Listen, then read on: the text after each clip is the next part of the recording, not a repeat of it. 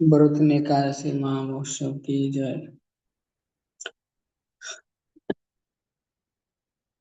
युधिष्ठिर महाराज कहते हे वासुदेव आपण को नमस्कार। बैशाख मासर कृष्ण पक्ष एकादशी की नाम रे प्रसिद्ध एवं ताहार महिमा की प्रकार ताहा कृपा पूर्वक आमको कहतु। श्री कृष्ण कहले हे राजा यह लोकरे ओ परलोकरे वैशाख कृष्ण पक्ष एकादशी बरुथिनी नाम रे विख्यात। यही व्रत द्वारा सर्वदा सुख लब्ध हुए एवं पापक्षय और सौभाग्य प्राप्ति घटे। दुर्भागा स्त्री लोक यही व्रत आचरण कले सौभाग्य लाभ करिथाए। यही व्रत समस्त मानवर भुक्ति और मुक्ति प्रदान करे। सर्व पाप हरण और गर्भवासरे मंत्रणा विनाश करे। बरुथिनी व्रत द्वारा मानधाता स्वर्गलोक प्राप्त हेले। धुंधुमारादि अन्यान्य बहुत नृपति राजा यही व्रत फल स्वर्गगति लाभ करछन्ति। एपरिकी शिव मध्य यही व्रत प्रभाव ब्रह्म कपाल ठार निर्मुक्त होइतिले। मनुष्य 10,000 वर्ष तपस्या करी जो फल लाभ करे यही व्रत आचरण रे तत्तुल्य फल प्राप्ति हुए। जो श्रद्धावान व्यक्ति यही व्रत पालन करे से यह लोक परलोक रे वांछित फल लाभ करे। हे नृपश्रेष्ठ यही पवित्र एकादशी व्रत पालनकारी गणकर पवित्रता संपादन महापातक नाशकरण एवं भुक्ति मुक्ति प्रदान करिथाए। हे नृपश्रेष्ठ अश्वदान ठारू गजदान श्रेष्ठ। गजदान ठारू भूमिदान ताहाठारू शस्यदान ठारू स्वर्णदान एवं ताहाठारू अन्नदान श्रेष्ठ। अन्नदान ठारू श्रेष्ठ कौनसी दान नाही बा होई परिब नाही। पितृगण देवगण एवं मनुष्यगणकर अन्न द्वारा ही तृप्ति जन्मे। पंडितगण कन्यादान को अन्नदान सहित समान बोली कही थांती। स्वयं भगवान धेनु गाभी दान को तत्तुल्य कहिसंती।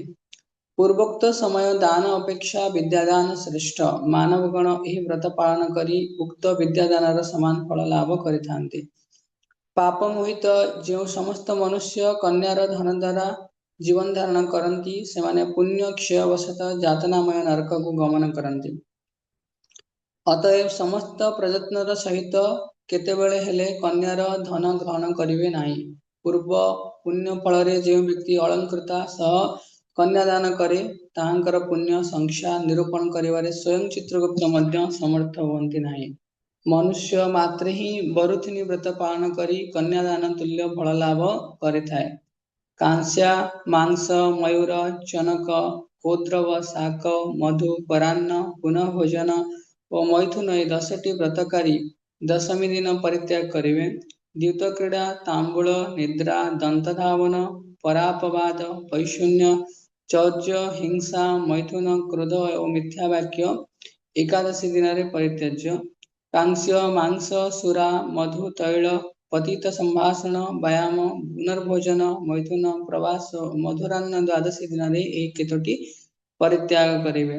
हे राजा यही विधि अनुसार बरुथिनी व्रत पालन पूर्वक रात्रि समय मधुसूदन पूजा और जागरण कले मानवगण पूर्व पापर मुक्त होई परमागति लाभ करती। अतएव पाप भीरु व्यक्तिगणकर समस्त प्रयत्न रे सूर्य कुमार तनय जमराजंकर जातनार परित्राण निमित्त यही बरुथिनी व्रत पालन करवा कर्तव्य।